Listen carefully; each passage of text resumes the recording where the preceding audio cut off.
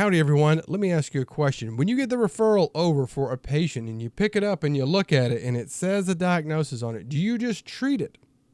Just whatever is written on there? Or do you dig in and figure out what's going on? I want to talk about that. But first, let me introduce myself to those of you who are new. My name is Matt. I am Matt the PT, and I'm coming at you with another topic on something that goes on in the physical therapy world. And I want to have a discussion about it. I want to hear your thoughts, your beliefs, your experiences. I want to hear that. Let's get this dialogue going. I think it is very important because there's so many of us with some of this stuff going on, and I think it's good to listen to. Next, I'd like to thank you for taking the time out to watch the video. And if you'd like it, hit that thumbs up button and consider subscribing to the channel. And thank you to everyone who has subscribed so far. So this is based upon some information that I have seen over the years. One was a paper put out that it said that 80% of therapists treat at the average level, 10% are below average, and 10% are above average in treating. I'm like, okay. I don't remember the exact details of the article. I probably can link it down below. I'll put that in there. I'll dig it up. But I thought that was pretty interesting. It came from a talk last year that I saw with Chad Cook, just talking about, are you like being like a really good, like a leader in your field or something along that. And his clip kind of got chopped up and kind of taken out of context on it. Maybe we'll talk about that down the line. But I, took away, that article was something very interesting to see. And I know people have put out information talking about therapists not treating to guideline levels. So saying that was like 20, 30%, I may be off in that as well. Don't even treat at what the guidelines are for different issues. And that's probably something we could talk about next. And I may just do a series of these. And saying that therapists that don't treat at the guideline level. But this is something I figured we'll just talk about first, because it's usually the first thing that we get from somebody, for a patient, is that referral. We get it sent over from a doctor, a physician. I'm just going to use that because so many of us still get, patients through referrals from physicians. I know that's changing, but we're just going to go with that. Now, I have worked in several different clinics with many different therapists in many different locations. And a thing I have seen that happens fairly frequently is that that therapists sometimes will just blindly treat a patient based upon whatever is on that referral. So whatever is written on that referral, they treat based upon that. And I noticed that, and the more I see it lately, I'm like, and just start talking with this patient, because maybe they were evaluated by somebody else and they started a treatment and then I was filling in, or they got switched over to my schedule because that other therapist was out. And talking with the patient, like their progress is maybe slow, maybe they're not making a lot of progress. And it's like, wow, you're doing everything that you should be doing for this issue, but you're not getting better. And you really just start investigating and talking with them and find out like, wow, this doesn't really sound like that's the issue that is going on. And it's like, wow, how is this missed? That now, I am not bashing anyone that I have ever worked with or done anything like that. It's just an observation. And I know we as therapists are very protective of the way that we treat. That nobody wants to say that they are treating incorrectly, and I don't think that you are treating incorrectly. But I think this is something, again, we're missing on it. Now I'm going to talk about some of my experience in how I look at diagnosing and going through stuff. Yours is probably totally different. I'd love to hear it. Please let me know how you do that. Let me know how you investigate and evaluate patients. But my story with this starts when I was on my second clinical rotation. I was in an orthopedic outpatient setting. It was a private practice, and my CI, he was probably one of the hardest. He was the hardest CI on me. He wasn't the toughest one. My last one was very tough because he was very knowledgeable, but this one was the toughest one on me. And one thing he said to me, and I took that with me, he said the prescription, he said, that's a guideline. He said, verify it. You want to make sure that whatever is written on there is actually what is going on, because it's your license at the end of the day. Now, that's a little extreme on it, to think that something bad could happen to you because you treat it something, this is written on an order and you treat it along this line as something bad happened. And that's a little extreme. But I took that with me, and to say like, okay, yeah, we really need to investigate on it. Now, granted, again, I was a student, and the first few years, like, I wasn't, thinking that good. My differential diagnosis class in PT school was okay. I was super excited for it, and I thought, I was like, oh, this is going to be really great, but it wasn't all that great of a course. So I was disappointed in that. But I really, really took a lot of that to heart. And I remember in orthopedics, I loved orthopedics, and when I continued to work in, is that when we were learning about conditions and things like that, it would talk about these hallmarks of something. And I really took that to heart of, if with different issues have these specific things that go along with it and that are pretty common. But I noticed when I got out in the real world and working that very often stuff doesn't always present like that. That those things are more of kind of like guidelines, we'll say. Like these things, like they're kind of, because they could be there or they could not. And like, oh, okay, so they may or may not be there. Also, I'll say my first job was very, very eye-opening for this, because there was a physician group. There was a group of surgeons that was right beside us who would send us most of their patients. And I got to watch them many times while treating it, because we have a little downtime. And I was like, hey, can I shadow you? Or just talking with the patients and just looking at the diagnosis, and realize that often that physician's assessment was super brief. For again, orthopedic surgeon, if we get into the the diagnostic ability, I think there's that study out there that shows that like an orthopedic surgeon is the highest, but like a physical therapist that has a DPT and the OCS is like second behind it. But seeing like, wow, you were really talking to that patient for 2 or 3 minutes, and you did a quick musculoskeletal screen and pushed and poked, and you gave them a diagnosis. Like, you didn't really investigate a whole lot. And you told them it was this, and yet you sent them over. And then I would also see, again, when I would get these diagnoses, and I would look at it and say, okay, this person has this. And I would treat based upon what I was taught of how to treat said issue, and they wouldn't get better. That was the thing. Patients would not get better. I remember one of the biggest ones. There are a couple diagnoses I do not like. I used to get so many referrals for hip bursitis. So many referrals for hip bursitis.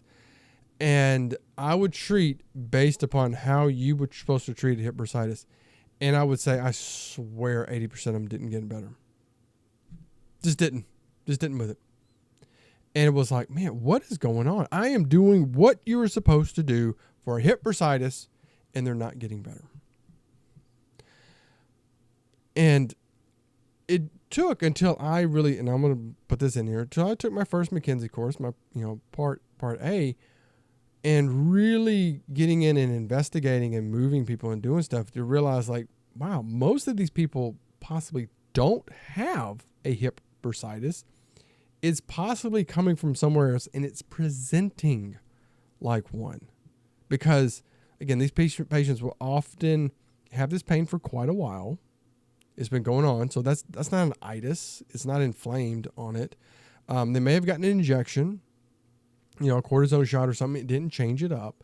They had been taking medication, so like anti-inflammatories and things like that. It wasn't changing. A lot of it was very positional dependent on it. So again, like, oh, it would hurt when I would sit down or when I get up, like it really hurts. Okay, well, looking back, going, wow, that's a lot of lumbar motion is affecting it. And then think of where the referral pattern is for parts of the spine on it. And I kicked myself as I missed so many of these early on. Again, these people coming in with the hip bursitis. And I will say, ever since then, and really like digging in when somebody actually has a hip bursitis, I don't see that anymore. Like the vast majority of people that I ever see that come in with hip bursitis, it's coming from their back on it, or it's something else going on. And again, I have seen therapists, like when I have worked with them, that a patient comes in with, a lateral epicondylitis, it says tennis elbow. And this person is doing all the eccentrics and all this stretching and doing all this stuff. And they're like, yeah, it still hurts. It still hurts. It still hurts. But then talking with the patient, find out like, yeah, my neck has been stiff. I get numbness and tingling in my arm. And, it kind of goes up to my shoulders. Like, that doesn't sound like it's a lateral epicondylitis. It sounds like it's a cervical radiculopathy, on that. Or like plantar fasciitis is another thing. Get people is like, oh, plantar fasciitis, you need to roll it. You need to do all this stuff. And they're doing all this stuff to try to treat it, but you may find out like it's a hip abductor weakness. Like, oh, you have, a weaker hip abductor, which is causing you to internally rotate and your foot's coming down really hard. And that's what's triggering it.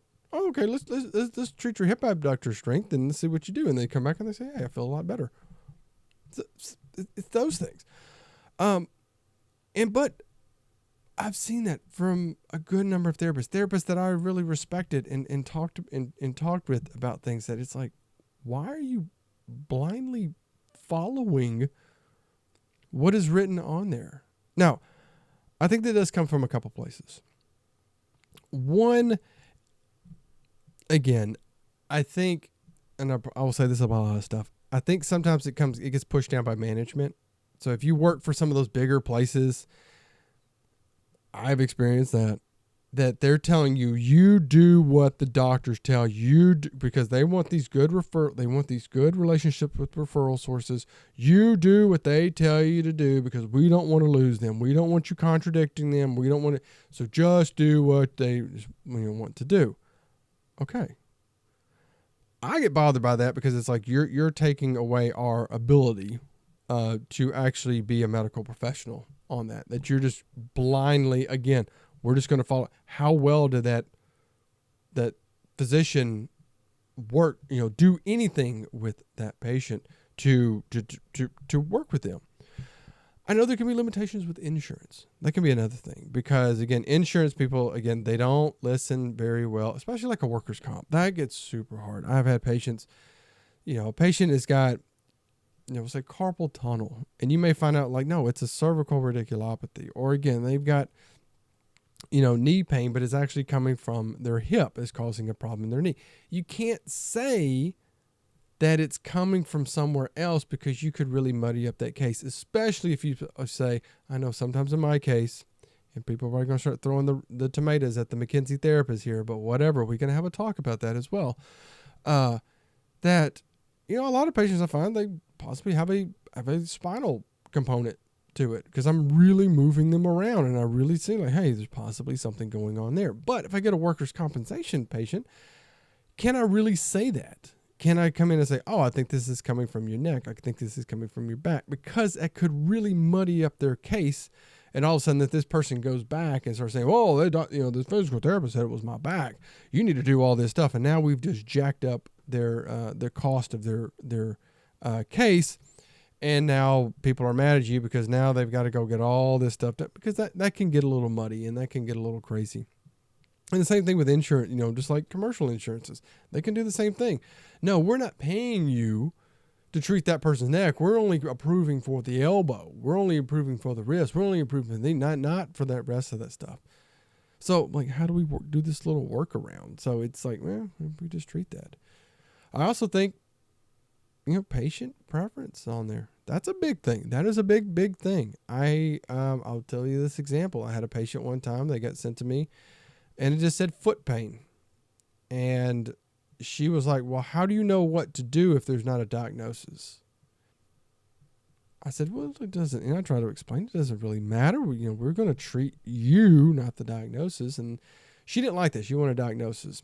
But there was a paper I have read, citing a lot of these papers. I need to make sure I put them all in here.